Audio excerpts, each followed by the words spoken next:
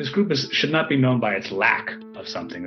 We need to flip that and see what is happening. What questions do they have? What choices are they making? How are they, living in a life with integrity? How are they making sense in their life? How are they kind of gathering around certain values?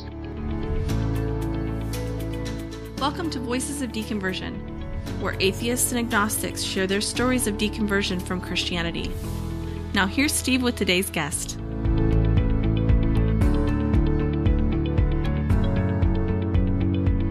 Okay, today I'm here with Jim Nagle. Jim lives in New York City, and he started studying religion and theology to better argue with religious people, and that is actually how he became religious. He is now a researcher, writer, and teacher focusing on changing forms of religiousness, particularly among younger generations, and he studies at Fordham University in New York. Jimmy, thanks for joining me today on the podcast. Oh, my pleasure, Steve. Thanks for having me. Yeah. So I like to always start with something kind of interesting that, my guests has maybe told me or given me information on. And something that I thought was pretty funny was you made a note that you were kicked out of confirmation class at 16 years old for asking too many questions. Yes. So tell me a little bit about that. The story comes up a lot. It really does mark the beginning of kind of what has become my professional but also very personal journey. So definitely grew up in a somewhat strict religious family where what I thought was strictly religious. It turns out they were just strict. They didn't know much about the religion, but part of the family culture was this is what you did. You went to church, you were confirmed at 16. So I went reluctantly, and I just found it very frustrating because what they were presenting was interesting enough to prompt some serious questions in me. Like, well, if we say this is true, well, then that would mean this. Do we really mean Jesus is the Son of God? That the creed says that they're of the same substance. If we say he's the Son of God, it can't be the same substance. I'm not the same substance as my Father. So right. Stuff like that, I would constantly kind of question, the language and the teachings that were being taught by. They were volunteers, and now I know these adults just didn't have much of a knowledge of it. But so those were the kind of examples of questions that I would ask at that young age that I've learned are pretty sound theological questions that have been asked for hundreds of years. And eventually they took me aside and said, we'd really like it if you stopped asking questions to kind of, you're slowing down the class. If you can't kind of bite your tongue, we'd ask you to not to return. So I didn't return. Oh my gosh! Didn't return for a long time. So I pretty quickly wore that as a badge of honor in some ways. It was kind of my own. I gave myself approval for leaving. Like, hey, they're not willing to listen and engage my questions. So I'm not gonna be a part of this. So I guess that's part of what took me to graduate school or first undergrad in comparative religion, where I found people that could engage and answer some of those questions. That seems like a good fit. If you're someone who likes to ask questions and dig into the details, go into academia or whatever, that seems like the place to be. Yeah, it's funny. That was certainly not my long-term goal when I was a young person. I was not thinking that far in advance, and I guess I hadn't even been given that feedback that I had that skill set or aptitude to go into academia. I was just a soccer player. My goal at that time was to just play soccer in college. So that's what was kind of driving my, choices in terms of long-term, school choices. It's just kind of the luck of the draw, meeting the right people at the right time, having this kind of experience, which prompted me to ask questions, and that kind of got me in that track. That's cool. So you said that you consider yourself religious and you identify as a Catholic, but what do you mean by that? That's a great question. I do, and I often have to qualify that. So I guess how I want to start answering that is I really kind of want to repurpose and reappropriate that term religious. I do think it's been among a lot of religious language has been kind of hijacked and overused and abused for so long that I also kind of went far out at first, positioned myself as an atheist or agnostic. But starting to study theology, I kind of realized that there was really something to religious traditions that did really speak to me. And the more I kind of discovered the depth of it, I wanted to use that language and wanted to appropriate reappropriate that language for myself. What I like about even the term religious, Cicero, that the person often noted as coining that term, was really not using the kind of often the etymology of binding oneself to a community, binding oneself to God. His understanding of that Latin root was more a redoubling of one's attention to what one is doing in one's life. It was really more kind of action based, which that the term, the meaning kind of became more associated with a private belief and therefore a membership in an institution, in Europe, as when the institution became the more significant thing. But starting out, it was about, and I'm going to use this kind of odd, clunky language because I think the clunkiness gets you to really think about what you're saying. A redoubling of one's attention on what one is doing in one's life. Like that I like. And what I like about situating myself in relationship with one particular religious traditions for me provide a framework or a lens to do that kind of redoubling one's attention and making sense of my life through. While the institution of Catholicism has lots of problems in it, and continues to, and probably always will, I've, through my own study, recognized that God, there's some really great stuff within this tradition, in this particular tradition. I think religious traditions as a whole, I've come to kind of describe them as the history of human beings trying to figure out what it means to be human in relationship with each other and the God or gods of their understanding. So Catholicism, for me, at its best, is one kind of history, tradition, lineage, system of symbols and gestures and stories that is a particular group of human beings trying to figure out what it means to be human in relationship to each other and the God of their understanding. So there's material there to work with in terms of redoubling my attention to my life and those around me. But I recognize it's one among many. It's not the only. So yeah, do you think that there's a benefit to? So in a way, I'm kind of understanding that to mean, there's many frameworks you can use to contain. I guess this redoubling of attention on what you're doing in your life. You could use Catholicism or maybe being a Hindu or a Muslim.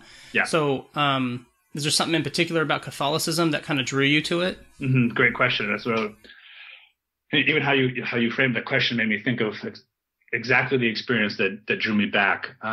So like I said, I started studying religious studies and theology to better argue with religious people like my family and extended family.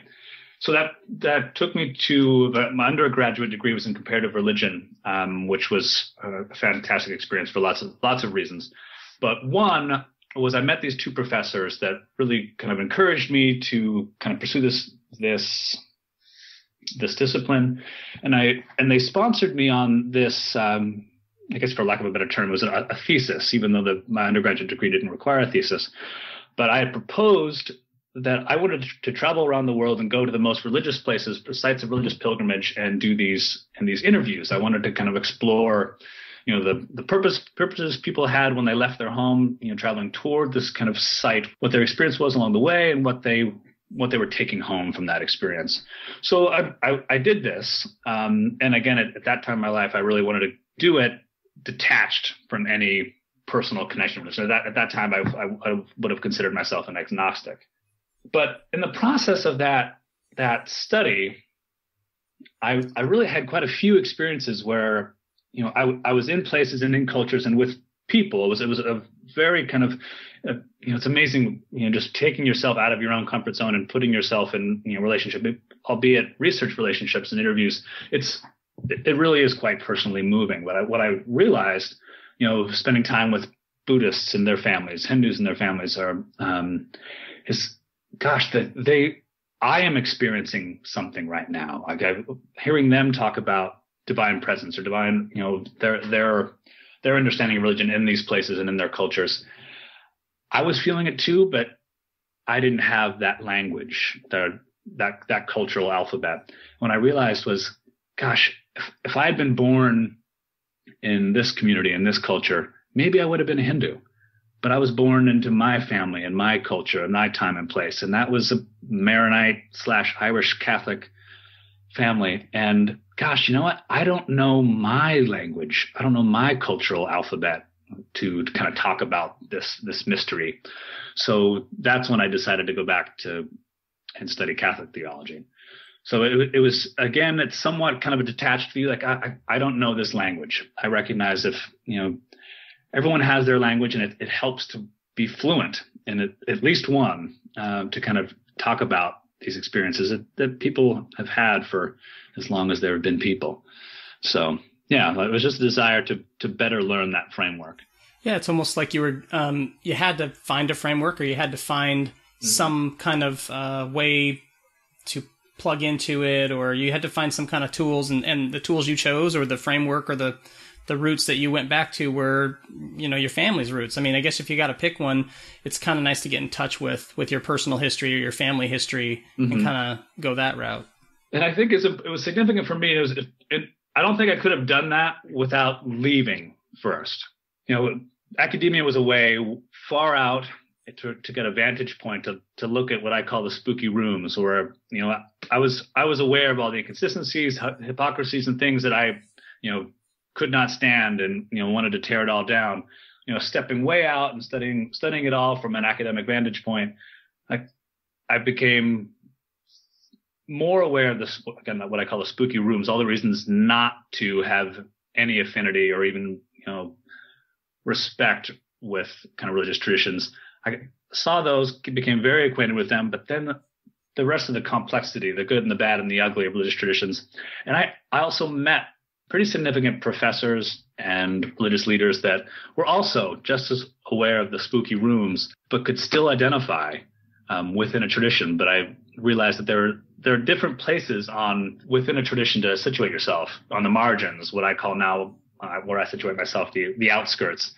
So there was a way to be involved in this conversation, not only the way that I experienced adults as a kid who I had nothing to do with.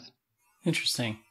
So I'm going to back up just a little bit. Sure. You've touched on this already, but I just want to kind of start at the beginning. So if you could just describe your religious upbringing. It sounds like you kind of went back and forth a little bit. So tell me more about that, like how you grew up. You said it was a bit strict, but yeah, how was your religious upbringing? So as a child, like I said, I always joke around that I felt like I was being raised in a strict Catholic family, only to realize later on that my parents did not know much about Catholic tradition. They were just raising us strict. So, and being strict to them and being protective and overprotective, kind of absorbed some religious justification. So it had very, very little to do with actual Catholic theology, more to do with, this is what I'm supposed to do as a parent. I'm supposed to protect my children from the rest of the world and anything that they deemed dangerous, the things that they didn't understand, etc. So that was the case until really 16, when I was kicked out of the confirmation class, and I just kind of, my relationship with my parents around most things, particularly around religion, was really antagonistic, and I just didn't really come home literally and figuratively in a lot of ways. So I went to undergrad, was still kind of identified as agnostic, or at times atheistic, but also in that kind of academic pursuit of understanding the history of human beings, trying to figure out what it means to be human. That really didn't start changing, so that was my trajectory out, and I didn't start to move back toward until after that, my not my master's thesis, but my undergraduate thesis, doing that field work in different traditions. And that's when I came back and decided that I wanted to study Catholic theology. So, and even then, if you had asked me, I wouldn't have identified as religious or Catholic. I was still in this kind of detached academic pursuit. I wanted to learn the language, not as much to argue with religious people anymore. But of course, I still had a chip on my shoulder, and gosh, not even to put it that way, that lessens it. There is still good reason to engage and be very, very critical of many religious leaders or many representatives of religious traditions. So my master's degree was still this kind of detached interest in engagement, but almost in order to kind of correct some things that I noticed from the outside. Gosh, you all just aren't doing a very good job continuing this tradition. Let me put my hat in the ring to see if I can, kind of tease out what you're missing. So that was kind of my draw back in. But it certainly was, what had changed was, I guess, a personal search where, having had some experiences with the mystery and wanting to better learn, be more fluent in the language of my own culture, to kind of talk about it. You, in a sense, took kind of an opposite path of many of the guests that come on the podcast. So that's what's interesting to me is, would you have called yourself religious as a child growing up, and did your parents go to church a lot, or was it kind of just you knew you were Catholic, and did you guys go to church much? Or yeah, we definitely, mom dragged us to church every Sunday, and my experience of it as a child was this was something that was being forced on me. So from very early on, I don't ever remember identifying as religious or identifying as Catholic as a child. It was just something that we had to do. So my earliest memory of it was something that it didn't fit me, especially, particularly because it was being forced on me. Like I never got to try it on myself and kind of tailor it to me. So yeah, definitely went to church every Sunday, but it was never a positive experience as a child. I don't remember, even before the confirmation class. It felt, I guess my memories were all pretty critical, or being just a critical environment. Just my family was critical, and by extension, the Catholic communities were also, I experienced them as very critical. So it wasn't a personal thing at that point. It wasn't something that you had personalized. What's interesting to me about your story is, so you kind of, you start asking lots of questions and they kick you out of confirmation. And then as you get older, you think, I want to study this. And was it, as you put it, an antagonistic motivation to study it? Or was it more like, I just really want to understand this so well that when I'm having these conversations with religious folks, that I can really articulate kind of my views and I can explain where I'm coming from better? Right. Great question. At first, it was antagonistic. I wanted to, have ammunition and have the vocabulary to really kind of attack back. Because I think my early experience, certainly around the age of 16, somewhat typical rebellious teenager, but atypical in that, the really kind of flashpoint was around religion. I wanted to fire back and win arguments because I felt like so many of the arguments at home and also, in the church community was around, religious teachings that I did think I was, I guess now looking back, I was smart enough. I did have some insight. Like, no, that doesn't track. You can't say this and then say that. I had some intuitive sense that theology is systematic. It has to work. If you say this is true about God, then ethics have to flow from that. If the ethics don't fit what your starting point is, the quality and nature of God, you've got to reassess. You got to go back and kind of make sure the system works. So at first it was purely antagonistic. So it was not till later that I realized, there's actually some really positive things here at a certain depth that most people unfortunately do not understand or have not been educated to that depth. Then it became, a personal interest in studying that and just getting a deeper and better understanding of what resources there are there in Catholic tradition in particular. And I think in a lot of ways, I saw them as resources to correct what people were screwing up. So it happened, this change for you occurred in your academic pursuit, in your studies, going through, your comparative religion degree and then into your master's degree. So that's where it happened. Was there something that did it for you? Was there, obviously it's not one thing, it's probably a lot of things, but was there a moment when you realized, like, you know what, this is where I want to get back in touch with my roots. This is what, was there one thing that you remember, kind of a moment maybe where you were like, all right, you know what, this is for me? Well, kind of one of you're right. There were definitely lots of moments, and I can try to drop the pin on the map in a few places. One I already mentioned, just on that field work doing the research around the world in different religious sites, and encountering people that I really, really respected, admired, and enjoyed, who, hearing them talk about their religious experiences and their views and their tradition, recognizing that, gosh, if I had been born in this community, this culture, I would be a Hindu, but I wasn't. My culture was this Catholic tradition that I don't know that language very well. I want to learn that language. So that was, again, a purely, still at that time, academic desire to learn my language. And then when I started my master's degree, which was at a seminary, so it was that kind of personal search and desire. Okay, I want to learn this language at a deeper level. So I started at the comparative religion, so kind of learning about traditions in general and across traditions. Then I focused and really wanted to become fluent in my language, still to engage and kind of criticize, but there was that personal aspect and desire and search. That what you're asking about happened quite a bit at that point.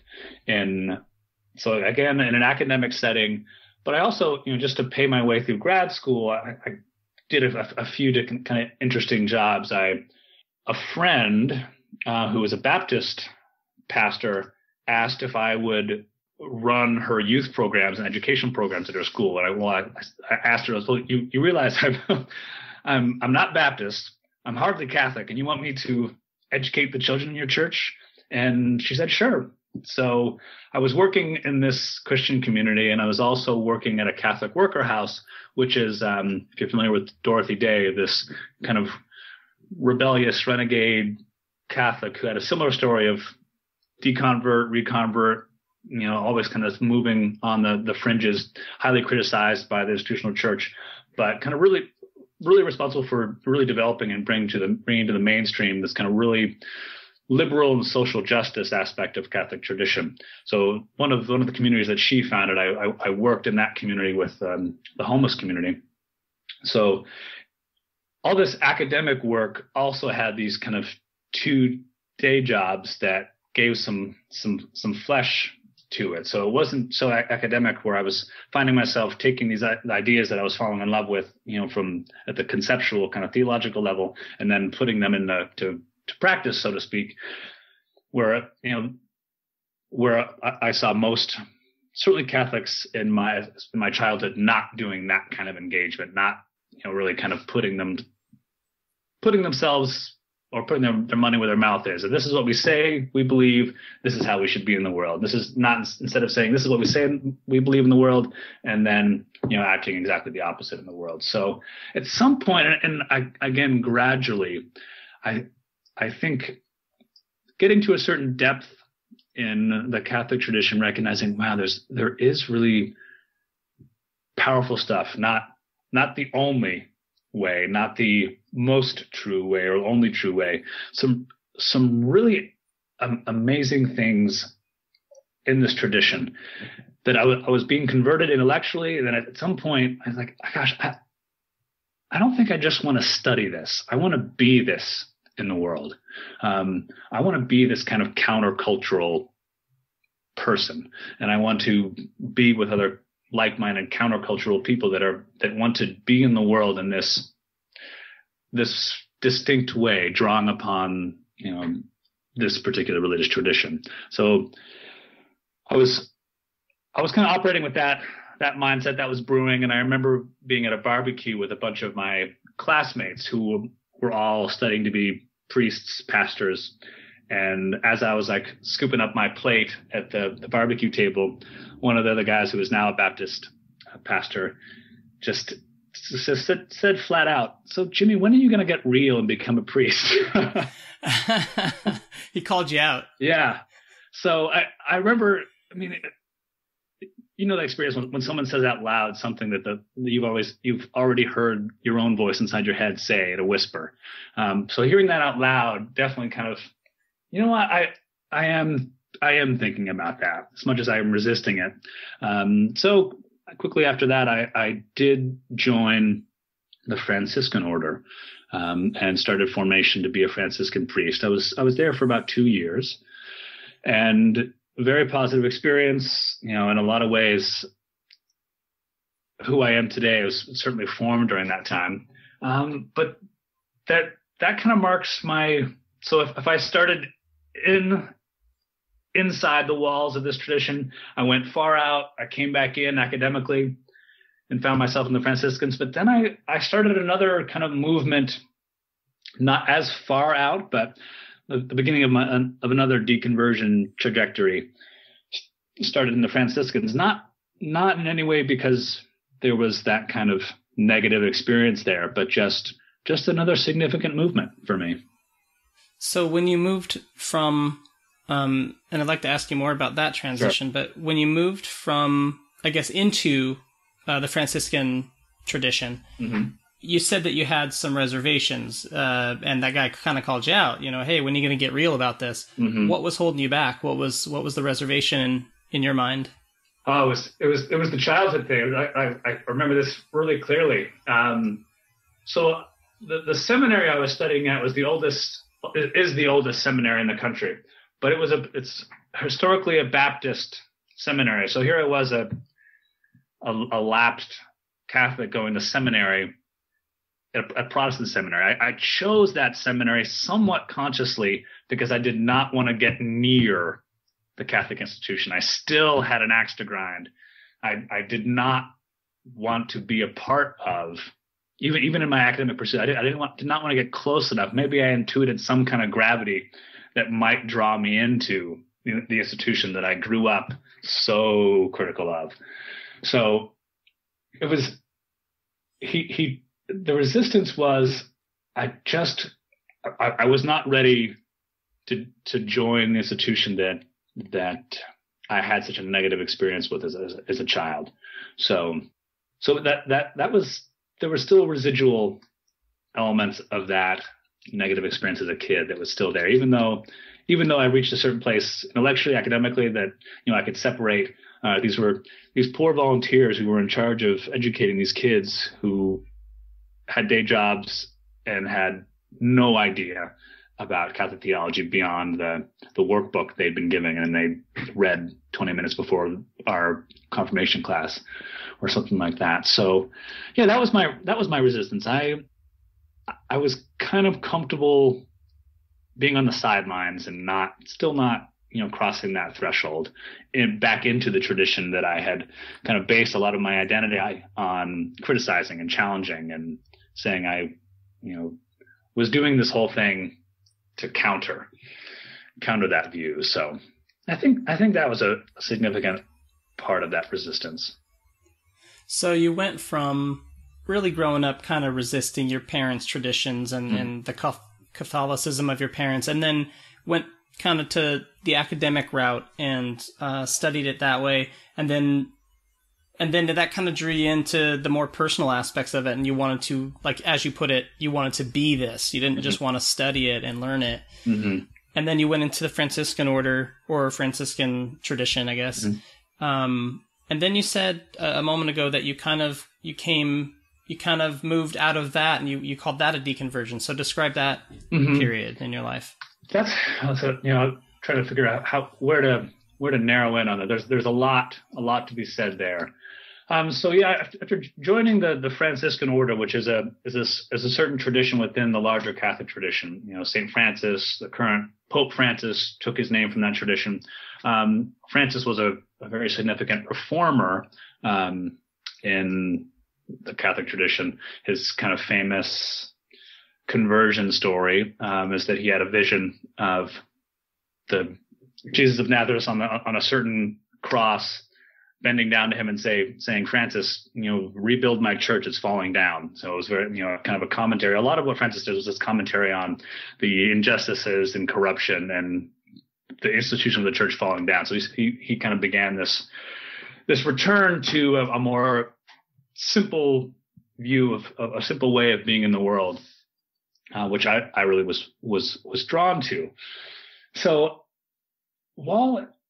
I joined that, and it really was fantastic. It was everything I wanted in that kind of movement from the head to the heart, where I had these new understandings and questions and challenges in my head, but came to that point where, gosh, I think I want to be this in the world, not just study it, because I've I've reached a point where I can hold in tension all my reasons for criticism and rejection, but I can also hold, on the other hand, the positive, and no, maybe positive is too simplistic. Just the other aspects of the tradition that I do want to bring with me, that I do recognize as significant, that are just worth exploring and worth bringing into my life. So I could hold those in tension, where before all I could do was hold on tight to the criticism. I call it just a different level of religious maturity, that I could stand in between those two. And the Franciscan charism or style of living did that. Like, was really built, like, Francis himself kind of walked that line and talked about that. He was pretty open about, the criticism, but also this attempt to be the best of what, the tradition says, but also, our own conscience dictates, in terms of the conscience being the place of revelation between, God and humanity, not just the magisterium or the institutional leadership of the church. But so the beginning of that trajectory out, so gosh, even just talking about it, it really was a fantastic place to be. I feel so lucky that was able to have those 2 years to really just kind of grow some spiritual, prayerful roots in terms of understanding myself and coming to my own theology, my own image of God, that enabled me to kind of be in the world in the way I want to be, but also continue to be really critical of the institutional church. So in some ways it kind of clicked back, or I was, reclaimed what began this whole thing. Certainly part of the Franciscan tradition was that criticism of the institutional church based on the tradition itself. This is who we say we are, that we can't be like that. So, of course, I was drawn to that immediately. And then it started to sit funny with me. Here I was, donning the uniform, so to speak, being a representative of the institutional church. And that became somewhat of a challenge for me. There was good things happening in the Catholic Church, this kind of, internal criticism and internal reform. But gosh, I don't think I can point to a particular moment, but how I've often explained it to people was,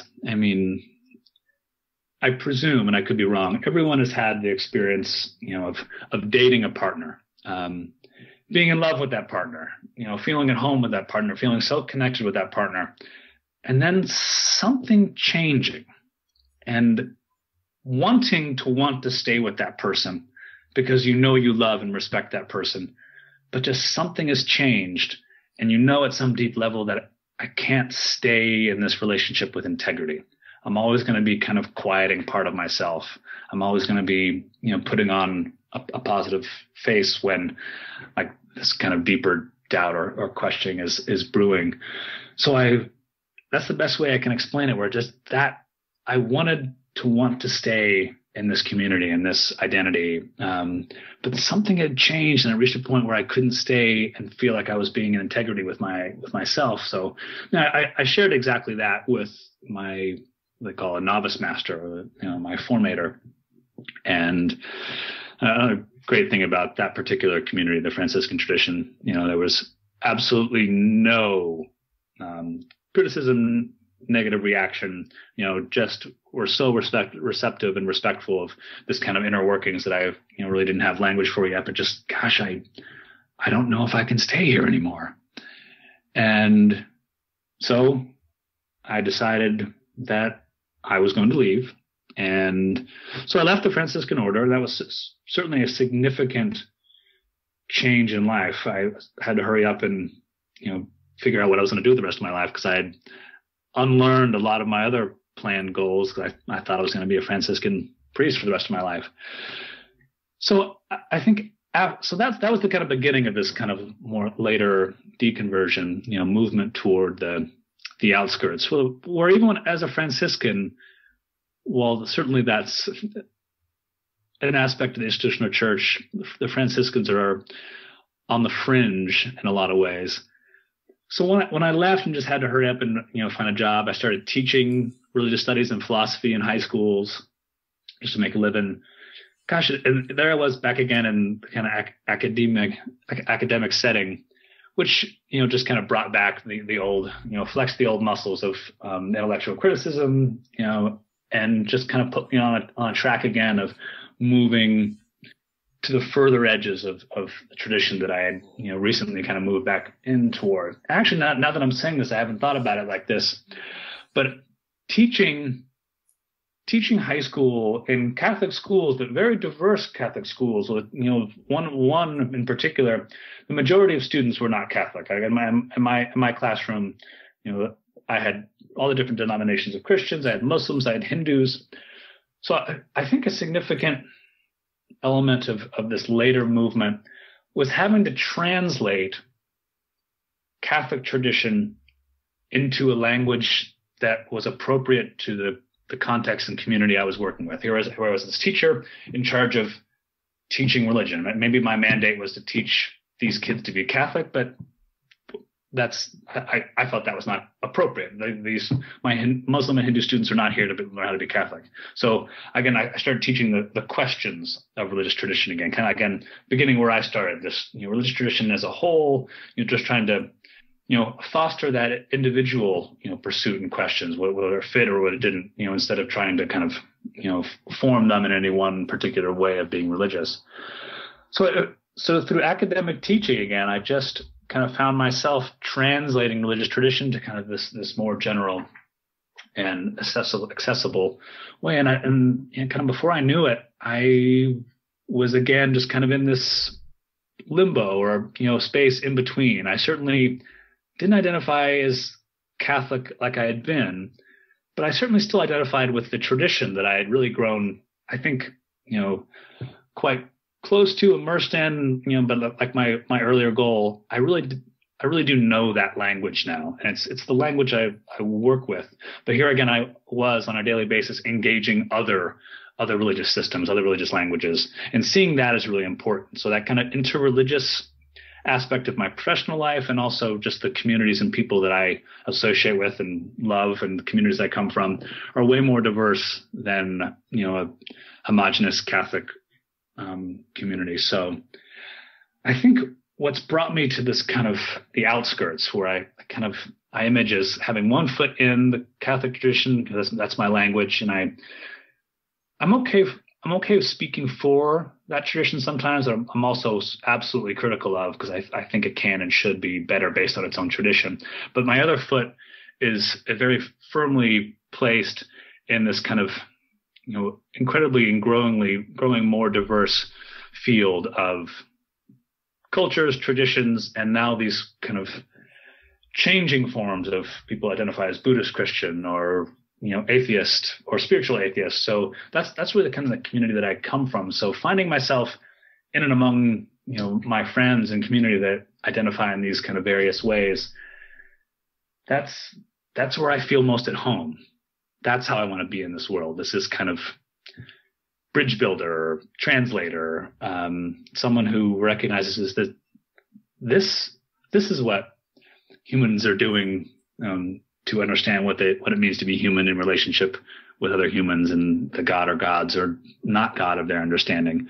So it just seems like to me, this is where I want to be. This is where whatever's happening in terms of the divine, the sacred, the most truly human, this is where it's happening. It's not happening in the center of the Catholic Church for me. It's happening on the outskirts of where people are innovating and, bending and, reappropriating and repurposing old symbols and old gestures to really make sense of new experiences as they're happening in people's lives. So I guess I'm academically, personally, just drawn to what I think is where a really exciting and important place in religious, quote unquote, religious human history, and this kind of on these outskirts.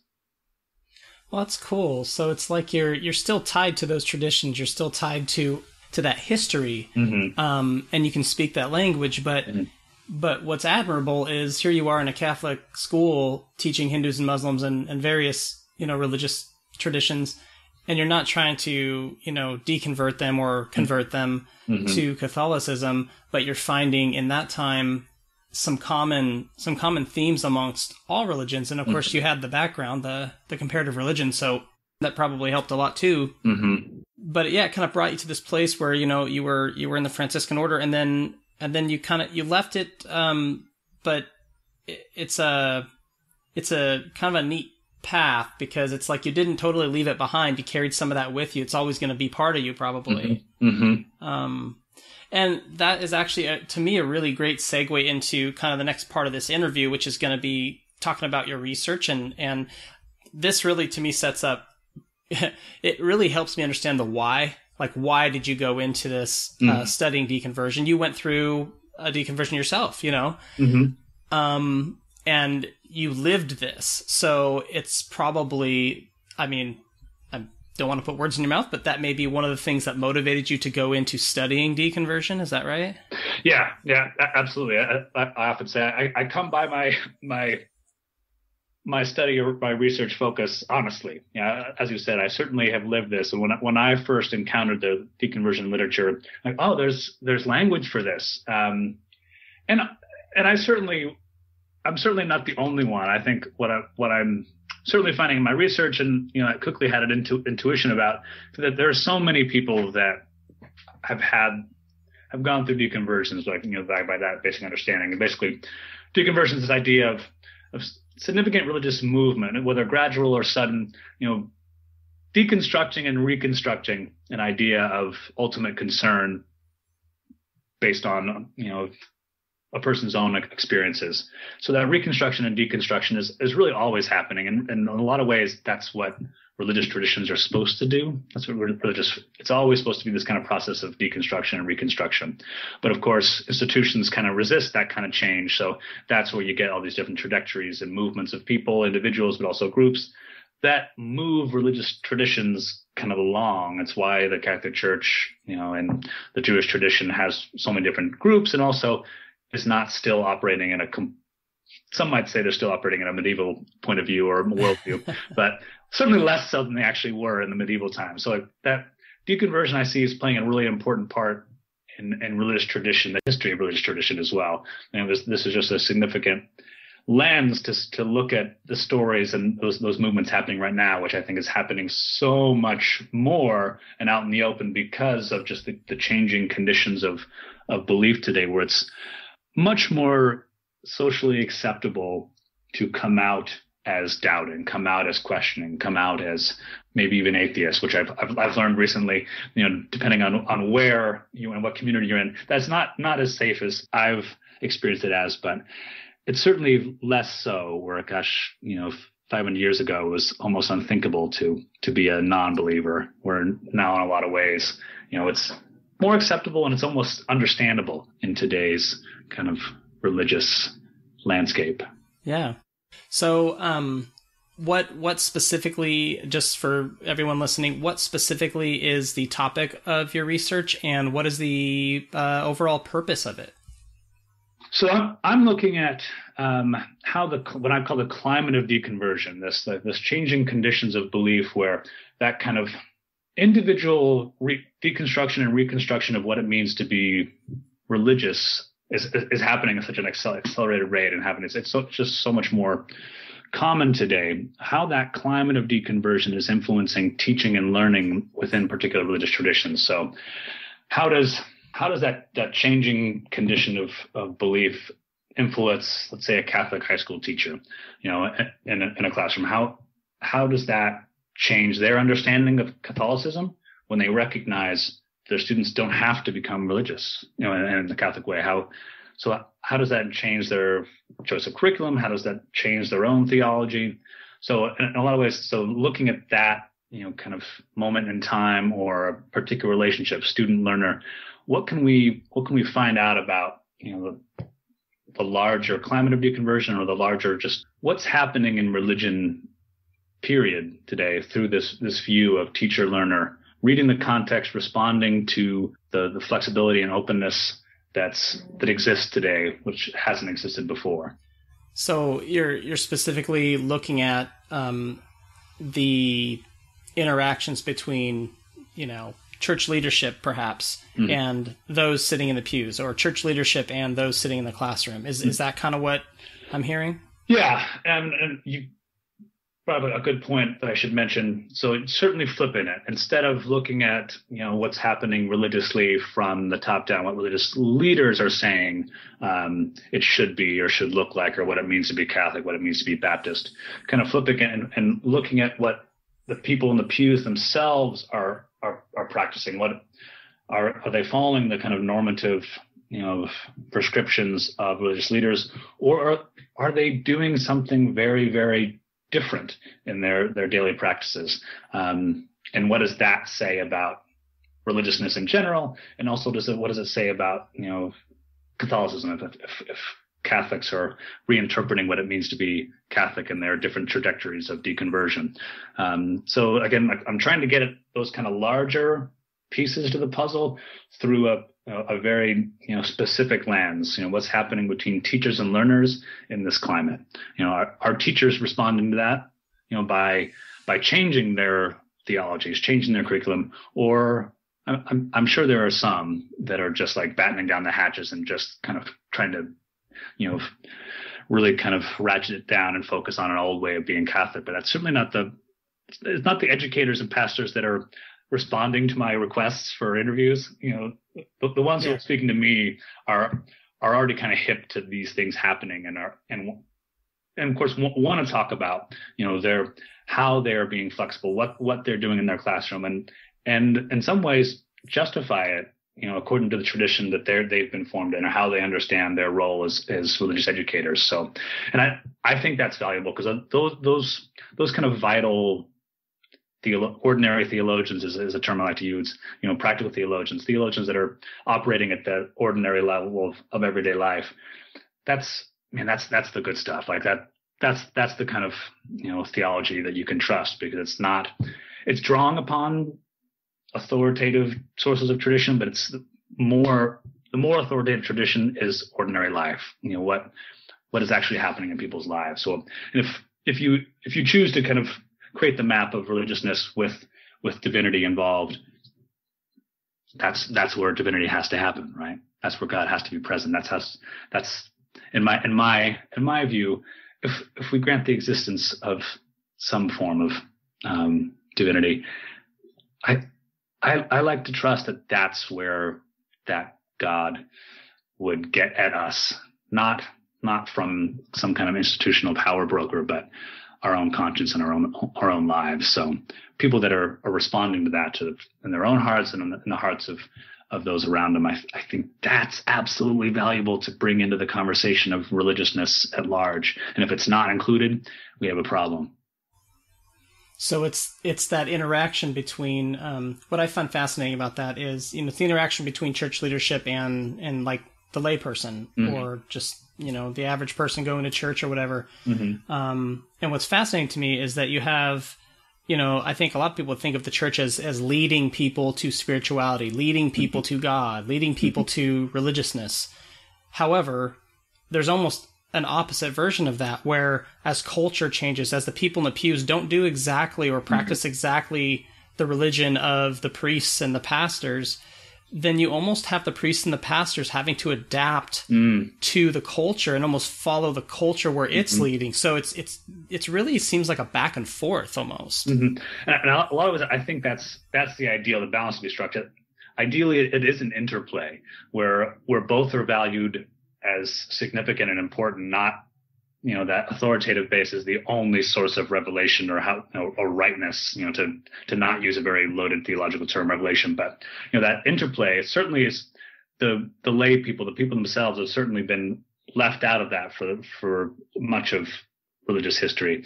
But I do think one of the values of deconversion, is describing that trajectory of lay people, just people themselves making religious choices or unreligious choices to move away from authoritative center or sources of authority. And that movement, those choices are significant in their own right, and maybe even religiously significant. So that's a very affirming way to kind of bring that group, that experience, that process to the table to talk about what it means to be human in relationship to other humans, and the God or gods of understanding. I certainly am very interested in the theological aspects, or that ordinary theology happening in peoples and communities that are developing new languages, new systems, and their movement away from religious traditions, or inherited religious traditions. And you pointed to it in terms of my own story, because that movement is significant in its own right for lots of reasons, but one being it never leaves completely behind that tradition. So in a lot of ways, we can't help but constantly interpret our experience through the lenses that we have. And even the ones that we shed, we're kind of sifting through the traditions of our childhood and taking with us the good, hopefully not the ugly, but the good. So in some ways, that's religious tradition continuing in its best form. That's ordinary theology. Shedding what's inappropriate, harmful, does not speak to everyday life, and tradition continuing in new forms, in this kind of interplay between, tradition as it's been known, how it's been reimagined today. That's a great way to put it. Reimagined. I really like that. Mm-hmm. And the word interplay that you used, I think that's perfect. It's really this interaction between traditional religion and culture. Mm-hmm. Mm-hmm. So that's really neat. And I think, that's, to me, kind of what life's all about. We're all just kind of figuring this out together, and our mm-hmm. institutions and our culture kind of interplay.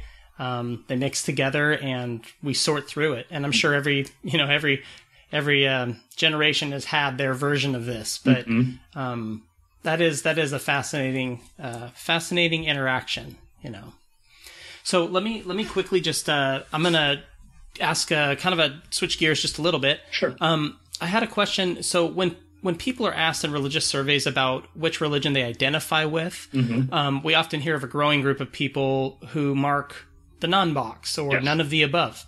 And a lot of people refer to them as the nuns, which I always found really confusing, because when they say that, I think like Catholic nuns, Right. Yeah. Like the nuns, what? Oh, wait, okay. The none of the above people, yeah. Mm-hmm. So is in your research, I don't know if you've gotten into this a whole lot, but is this a new phenomenon as you understand it? And then how does it compare to like a deconversion throughout history? Mm-hmm. Is this something new? Mm-hmm.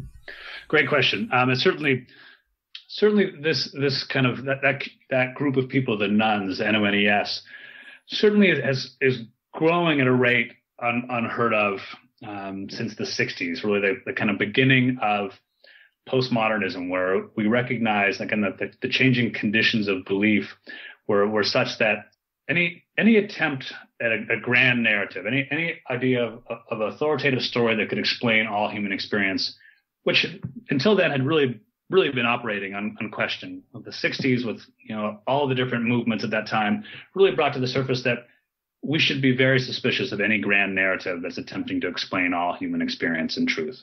Whether it's the civil rights movements, the women's rights movement, just the 60s in general. So everything is contestable. Everything should be questioned. Certainly because particular human experiences, whether it's women or persons of color, have not been represented in those grand stories. So that's one important reason we need to question everything. So and that's the same in religion. I certainly, because religion has played such an important part of so many of the grand narratives, whether it's religious, political, economic. So that began that kind of that change where everything was open to be contested. So that kind of opened the door, changed the stage enough where this none of the above category or group or movement could really kind of grow. Now, the question, is that new?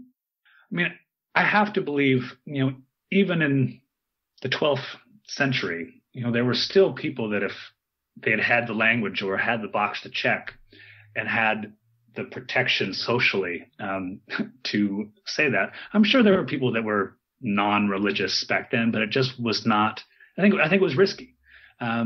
To do that, or just the conditions of belief at that time were such that you didn't want to stick your neck out. The view of the world required a homogenous community, religiously, politically, all that. So I think it's what's new is that changing conditions of belief and disbelief that we can openly contest and question those things, where before that was not as available. So with that change, I think the significant portion of the population that maybe always would have been identified as non-religious or not religious as, narrowly defined by some authority, that portion plus many more people now, just with other changing conditions of this particular landscape. Some people point to the internet as just, exploding the amount of encounters with pluralism, where before you could grow up your whole life never meeting a Buddhist or a Hindu, where now, even if, it's highly likely that someone personally, whether professionally or personally, but even if you don't, you can Google it and have this wealth of information, some good, some not accurate. But there's just such an increased exposure to pluralism and different ideas, so that the idea of a grand story of truth, of the way of the world is not as believable as it was before. So all those things have contributed to this. I keep using this language, changing conditions of belief, that comes from Charles Taylor, this Canadian philosopher, trying to explain what the secular age is. His theory is secularism has previously been defined as this steady decrease in religion and this increase of secularism.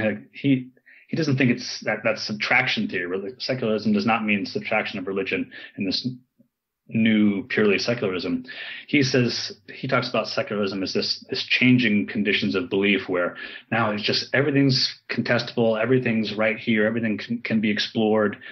And he talks about it as this kind of cross pressure that we're living in, where there's the temptation to both believe and disbelieve, because everything is there to be exposed to, explore. So it's this kind of cross-pressured condition of belief and disbelief, that how Taylor explains our present landscape, which would explain this kind of growth in people that, when faced with the decision, no, you got to make a decision. Are you Buddhist? Are you Baptist?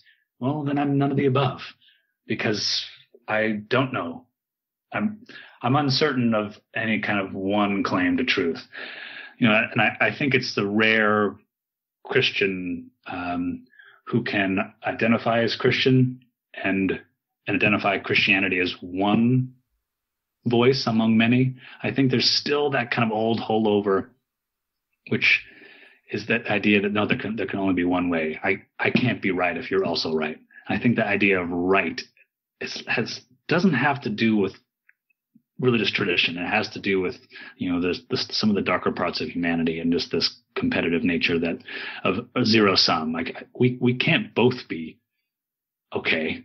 One of us has to be right, another one has to be wrong. I think there's still an element of that, and just kind of the tribalism that has been religion for a long time. So I think it's to be fair, it's not just the rare Christian. I think, and unfortunately, in a lot of religious traditions, it's the rare person of faith that can step into faith and recognize it as it's not a stance of certainty. It's a stance of being comfortable with the uncertainty and ambiguity of life. That's how I view it. I think unfortunately it's the rare person that has been formed in that type of faith.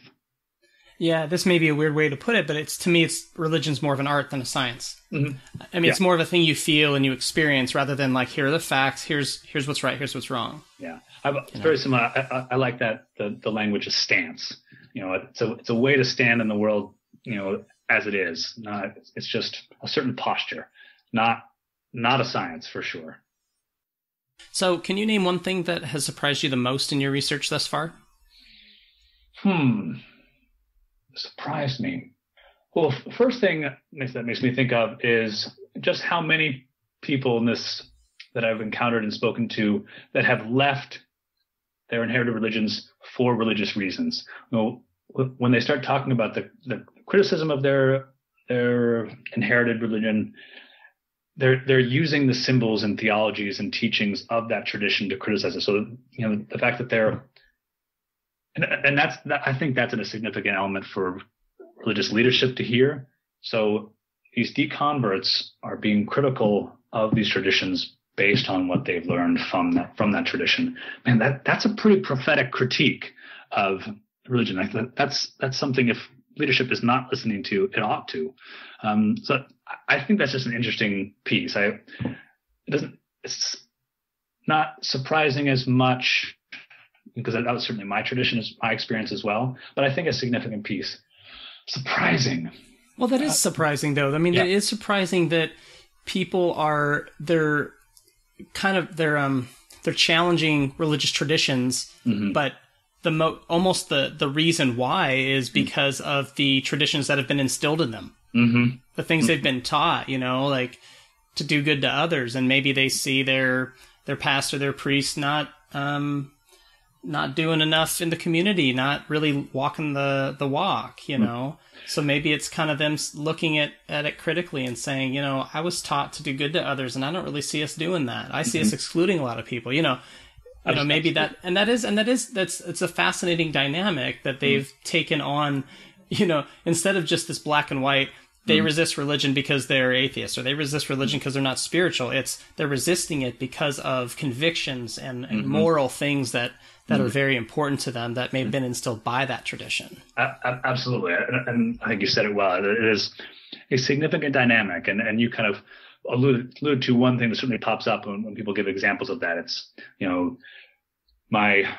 my friend is gay, or there's just the treatment of Christian churches or the Christian tradition at large, to the gay community, or that's one example that a very real life example of theological ethics hitting the ground and not operating as some think it should, and then that creating kind of a conflict that they cannot reconcile. So based on the traditions they've learned, as you said, they've taken a step out because they can no longer trust or continue to identify or within the boundaries of this with integrity.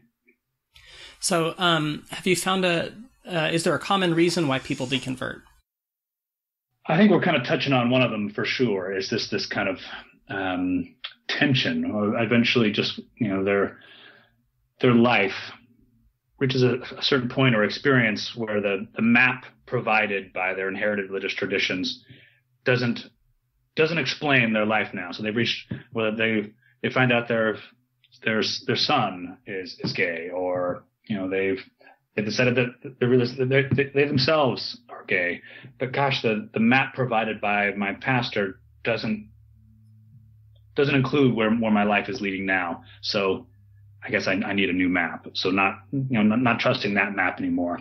So I think the biggest thing is that kind of intellectual criticism or kind of ethical questions are certainly significant elements that are common to all the stories I've had. So like some kind of intellectual question, questioning based on some kind of ethical quandary.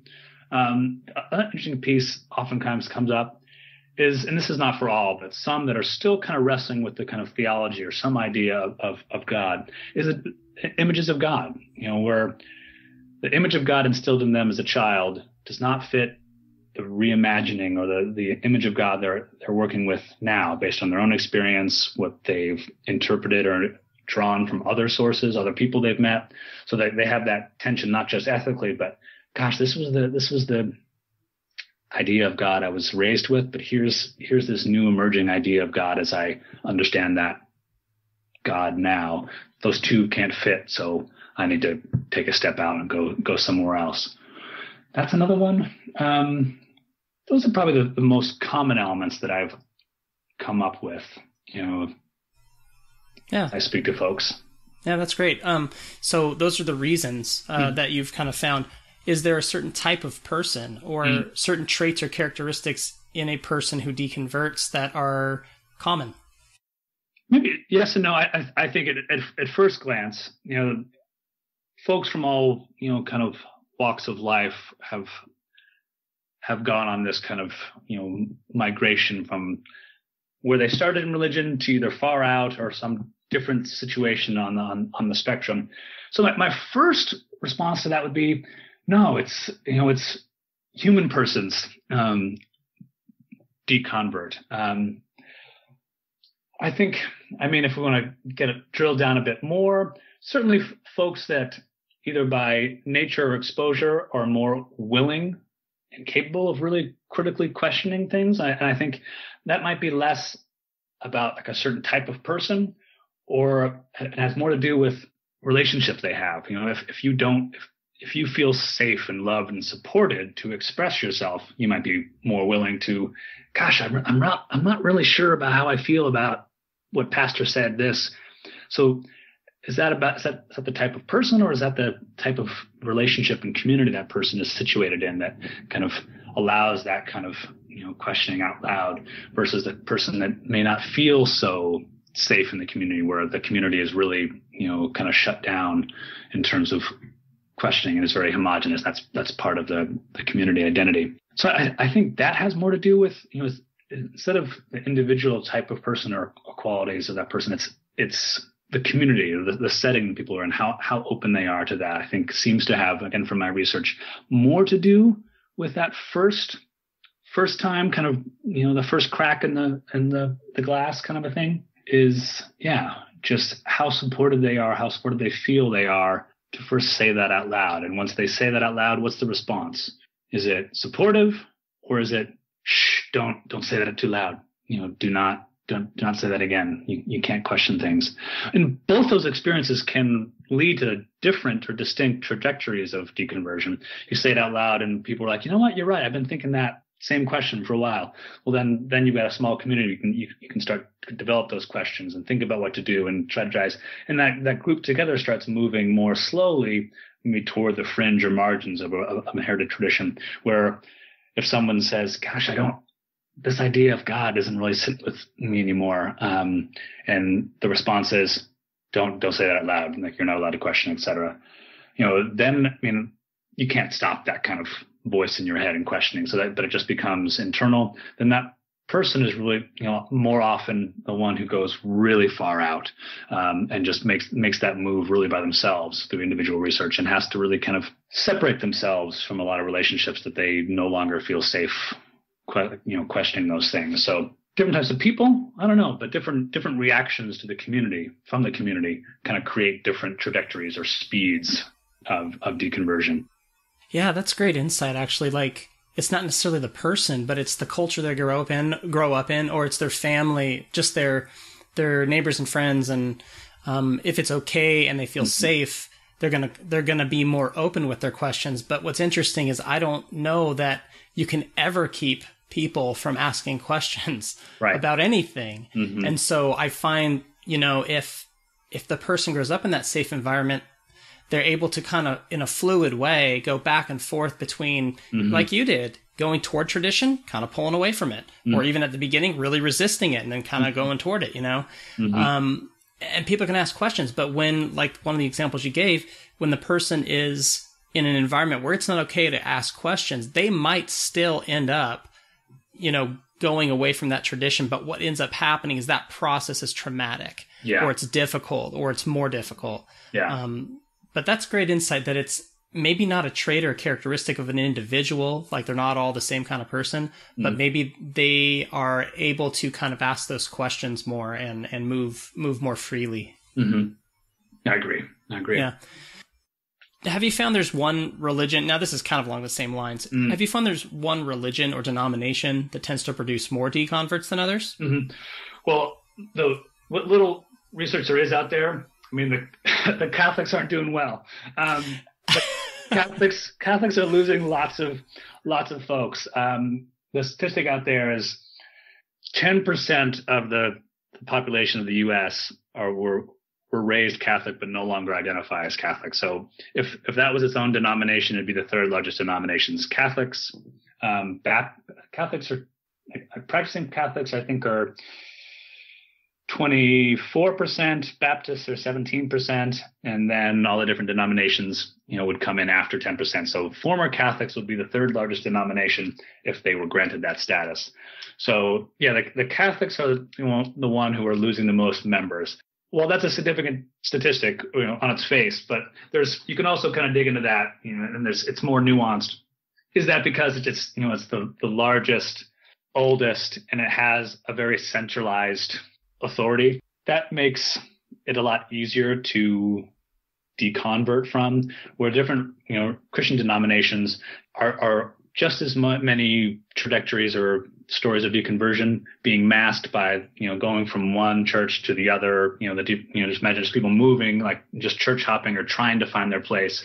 Where Catholics, there's a very recognizable center, and there's the way, and there's the door to leave. Yeah. That's hilarious. So I think it's more complex, but there's also something to be kind of studied in particular about the Catholic Church. It's the oldest, largest, and a very centralized, organized institution. It's probably the best laboratory to look at deconversion in a lot of ways. Well, and it's gone through so many controversies of late that, yes. It's no surprise, really. By comparison, just on a quick note, didn't you say that 23%, the nuns are about 23% or something? Yes. So if they were given a status, they'd be the second largest denomination behind Catholic. And some reports are the fastest growing. So wow, that's amazing. Mm-hmm. Religiousness is changing, and that's just the way it is. So, but some people are really worried about that, and some people, like myself, see real potential there. If we can change the way we engage each other, and there's something really productive that could come out of all this. So, this is kind of the flip question: is there a religion or denomination that's attracting more converts than others these days in America, I guess specifically?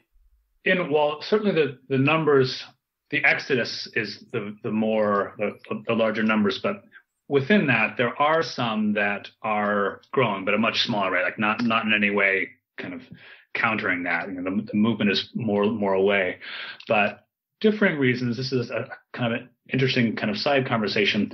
Some of the more conservative groups are attracting folks. It's just a different reaction to the same changing conditions of belief, where everything's able to be questioned, everything's contestable. If you can't stand in the middle of that comfortably, well, then you want to move toward a place that is very certain, very fixed. So in the Catholic world, there are some very conservative, theologically and socially groups, orders, churches that are attracting people. There are other, Christian denominational groups in the U.S. that are also growing, quote unquote, certainly not growing like the nuns, but as other churches are losing members, those have a trickle coming in, I think, for that just kind of reverse movement in response to the changing conditions of belief. One group that is not losing members, and particularly not losing as many young people, are the Church of Latter-day Saints. That you could drill down in that for any number of reasons. Some say that they just do a really good job forming and teaching their youth. There's also some cultural elements. They often live in kind of communities that are the majority of LDS folks, and the whole mission experience, taking young people, sending them out for very, very intense experiences on their own, but in community with other young people. So that forming those bonds in kind of intense situations, and thereby meeting their wives or husbands oftentimes. So it's just kind of this great way to kind of keep young people meeting other young people within the community at a certain age, to keep the wagon circled, so to speak. The LDS Church is not losing folks. Jewish communities are not losing as many, but that's also tricky to talk about, because again, there's the Jewish tradition and Jewish identity is unique in that people identifying as secular Jews it's been happening for quite a long time, where people might still identify and be a member and participate in a Jewish community synagogue along the spectrum of observance of conservative or Reconstructionist, but they still might consider themselves a religious nun, so to speak, but they're culturally Jewish. That cultural or ethnic element of Judaism is a unique element to kind of bring into the mix of there. But, statistically, Judaism is not losing members as much as Christians are in the U.S. Yeah, well, like you said, a lot of this stuff is nuanced. Yeah. You can't just say oh, there's this many Jews or this many Catholics. Well, there may be a whole lot of people that don't identify as Catholic, Mm-hmm. like they don't check that box, but they still have a very strong Catholic tradition or spirituality. Mm-hmm. One author that I like very much, and actually I study with him at Fordham, is written on secular Catholics. Kind of a very similar description as what we're more accustomed to talking about secular Jews. What that means, there's a similar thing happening with secular Catholics. There's that kind of cultural aspect is still significant in someone's identity, but they're really in the process of kind of reappropriating practices, reappropriating and reimagining certain theologies that really does separate them from what is typically understood of when someone says, I'm a Catholic. Well, here's something different. And there's diversity within that category of secular Catholic, just as there is in the category of secular Jews as well. Yeah, I wonder, as we're talking about this, do people check that box because people are moving away from religion? Or do people check that none box because people are so dissatisfied with the traditional church? I think that's a great question, and it might vary from person to person, but I think the latter is significantly on the top of many people's minds. Like there is a prophetic critique or registering a protest to what religion has become. So I am not, even if it's still a significant element of my life, I am going to register that protest or critique by clicking the none box, which is interesting. What research there is on nuns, and there's more than research on nuns, and there is the process of deconversion, just because so many people were worried about it. Most of the nun research is somewhat pejorative, and it certainly is looking at it as a crisis. We need to fix this. But one of the interesting things is, as you mentioned, there could be something about this protest, because the majority of NONES nuns still pray every day. They still, consider religion important element of their life, and they still believe in some form of higher power or divinity or God. So none of the above does not necessarily mean that they are unreligious, but they are not any one of those religions on this survey. Yeah. So getting back to deconversion just a little bit, what have you found to be the most difficult thing for individuals who are deconverting? Is there one, if you could name one thing? I'm sure there's a lot, but mm-hmm. what would you name as the one thing that's most difficult for people who go through deconversion? Oftentimes it begins with family, and I think the most difficult thing is just being understood or being accepted by people, and that oftentimes begins in the family. With again, depends on the person and their relationship with their family and that family's relationship with their religious tradition. But that process of what feels like going a different direction than everyone else. So that is significant and oftentimes can be quite traumatic depending on the relationships or family or community. So that experience of separation or anxiety can certainly be a part of it. But also the flip side of that, and it can be the very same seeds, is a certain excitement when recognizing, that my religious identity is mine, my responsibility, and there are other people on a similar path. There is something really interesting to these kind of questions, and even if they had to kind of fight their way to a place where they could ask them, there is an element of a excitement there sometimes as well. I was speaking to one young woman who certainly had a traumatic leaving, and also she talks about the voice in her head that's still that Baptist community. Whenever she does something, says something, she imagines what that community would judge her for. But she also was just had this kind of excitement of she just had her first child, and there's just this kind of excitement about the responsibility she has now to teach her son the things that she really does value about that particular worldview and religion that she was raised in, minus the things that were harmful. And she was just really excited about kind of sharing what her identity is now with her son, so that he could make his own decision when it came time. That's how she put it. So there's those two things, which are sometimes a flip side of the same coin, that kind of anxiety and difficulty, in terms of separating from the known community and stepping into an unknown community, and then that kind of excitement or just kind of feeling that expansive horizon that this is my my steps to take, my journey to take, and what the result will be mine, not someone else's.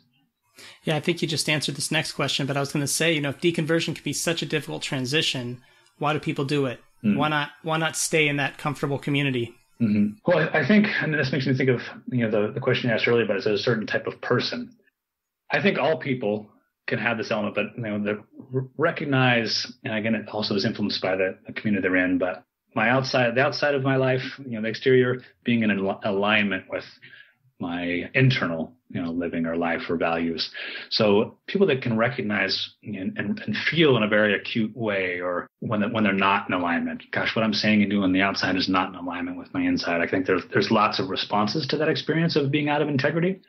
I think that's a really significant motivator in deconversion. It's usually a pretty significant motivator in doing anything that challenges the kind of balance externally, where challenging the dynamics of a family, whether it's religious or otherwise, challenging the dynamics of a work setting is oftentimes about that kind of internal and external alignment of integrity. I think that's what motivates that. I can no longer think the way I used to think and live the way I used to think. Something has to change based on these new experiences, new encounters, new thoughts. Again, going back to just the idea of setting a relationship, that's easier or more difficult depending on lots of things. But I think that question of integrity is the catalyst often. What I love about that is, to me, that says that people who go through deconversion, integrity and honesty and character matter so much to them that they'd be willing to go through sometimes very difficult deconversions from one community to another, because it's that important to them.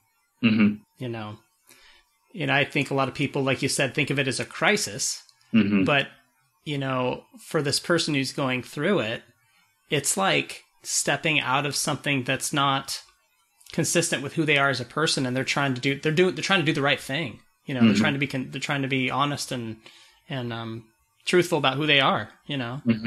So. Well, if there's one thing that you would like people to understand about deconversion or people who deconvert, what would it be?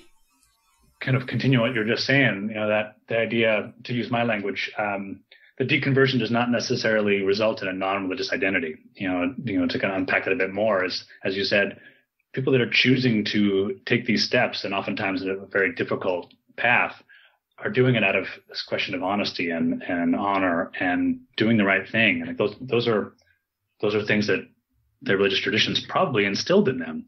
So again, a question of people can leave religion for religious reasons, and that it should not be this narrative of loss.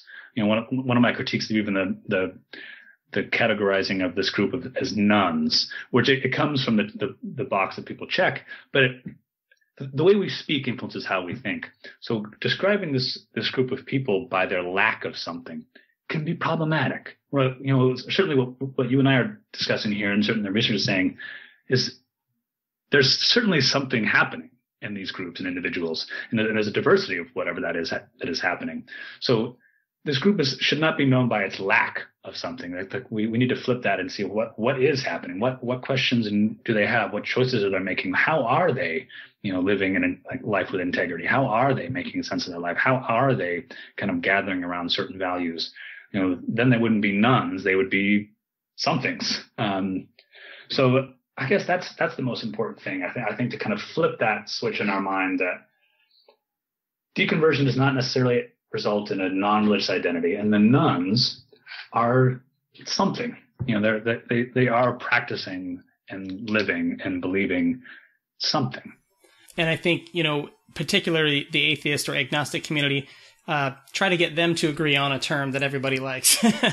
Yeah. Humanist, secular. Yeah. Atheist, agnostic, whatever, on this podcast. I always ask how they identify themselves, because I find everybody has a different answer. One person's an awestruck atheist, the other person's an agnostic atheist, or just an agnostic. It's just, because people really struggle with those labels. So I totally agree. And I think that I don't like the fact that all of our terms are also negative. Even deconvert is kind of a negative term, or can be. You're deconverting, you're going away from something, but it also can be positive. You're deconstructing something. It's looking into something or whatever. But You're absolutely right. Just to kind of run off that for a minute, I completely agree. One of the challenges is just finding language for whatever this new thing has happened. We don't have it, and so much of the reasons for deconversion, these movements often have to do reactions to language. So, one thing might be meaningful to one person and not just not meaningful, but offensive, abusive, triggering to other people. So figuring out what the right language for this is very significant. And it's one of the things that attracted me to this idea of deconversion is that it does put the D in front of it, so it can be, perceived as negative. But what I like about it, like the first folks that kind of coined the term, we're trying to kind of hitch to this more positive tradition of looking at conversion. Conversion has always been seen as this very, very positive movement that sociologists and theologians have wanted to study for, very, very long time. This idea that deconversion is just like conversion, but in the opposite direction. So trying to kind of put this study, this experience, this process on the same level and same par and same level of interest and affirmation as conversion. So that's certainly the scholars involved in deconversion, and they're not many right now, are using that as a way to kind of bring that up to a certainly equal level in the eyes of social scientists and theologians. Yeah, that's important. And like you said, the way we talk about it makes us think about it a certain way. Yeah. So if it's all negative imagery, all negative terms, it may make us think of those people in negative ways. Mm-hmm. Absolutely. So I started this podcast for specifically former Christians who deconverted and became atheist or agnostic, or, many different, humanist or secular. What encouragement or piece of guidance would you give those people? Oh, goodness. I guess the researcher in me would love to ask them, more questions like, what are you doing now? Like where do you gather? Who are the people that you share these questions, and how are you holding your life together now? And, I guess my first reaction would be curiosity. I would just love to sit at a table with them and find out what's going on. How do they identify themselves? I certainly don't have any kind of words of, come on back, we got a good thing going. That's certainly not, I have no interest in that. It's more like, tell me about where you're coming from. That's what I'm interested in, and what I'd love to do is just kind of find out where we could meet. I think I have quite a bit to learn from, there's so much diversity in all these categories that we have, whether it's Catholic or humanist. So for me, I would just love to learn more about the individuals and the diversity represented within those categories. Because I think, as I said, nuns is an inappropriate or misnomer. Like there's so much happening in that category. So I'd be curious to know what all is happening in the category of humanist or secular humanist, or I think the term you used a minute ago, awestruck atheist. Like, wow, I want to talk to an awestruck atheist. Like I want to tell me about what that means to you. I think, all the things I would want to say to the typical listener to the podcast would be questions. Like, God, let's have coffee or a beer. I would love to hear what's going on, what your story is.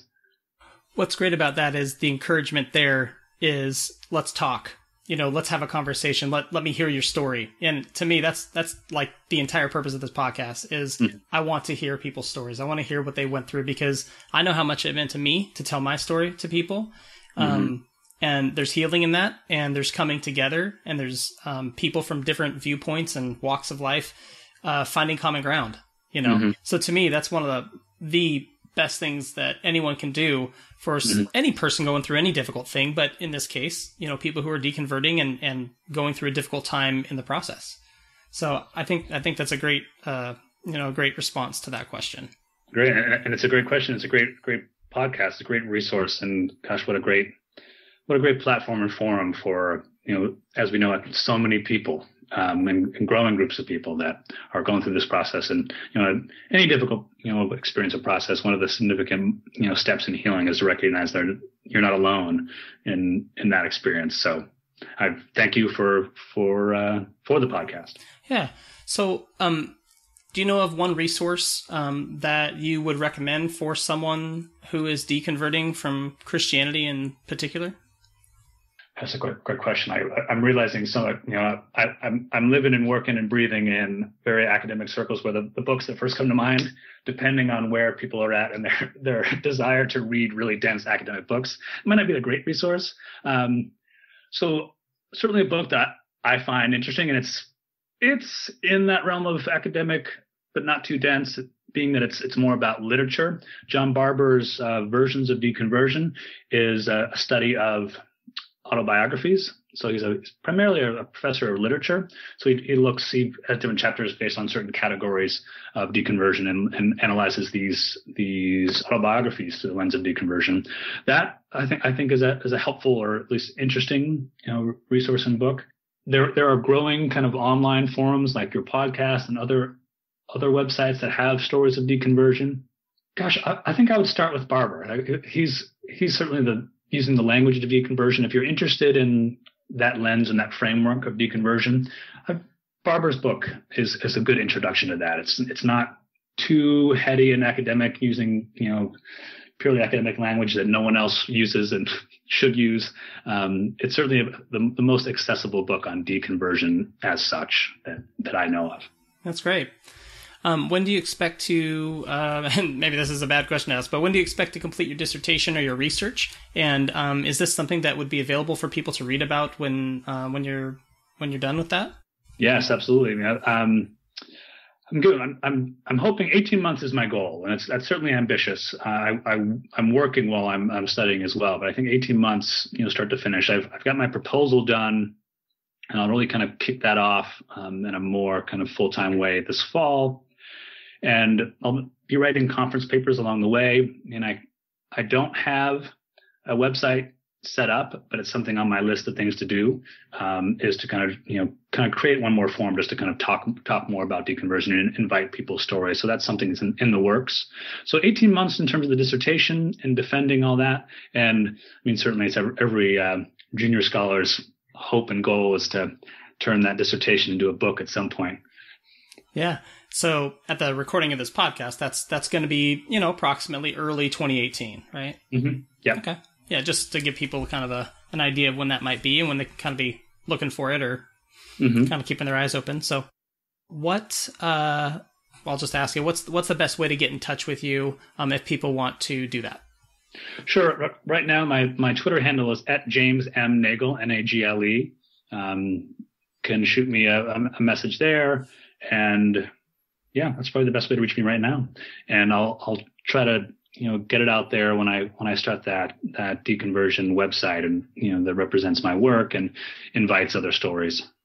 That's great. And Jim, thank you so much for taking your time. I know you're a real busy guy right now, and you've been flying all over the country, so I appreciate you taking time to sit down and talk about not only your story, but the work that you've been doing. And you have a specific kind of insight into this that not a lot of people have. So I really appreciate that. And it's been really, really interesting, really fascinating stuff. Well, thank you, Steve. It's been a real pleasure getting to know you, and really bringing me on this was wonderful. Thank you. I've enjoyed every minute. Thanks for listening to Voices of Deconversion. Be sure to join us next week by subscribing to the podcast. If you'd like to learn more about upcoming episodes, sign up for our newsletter at vodpodcast.com.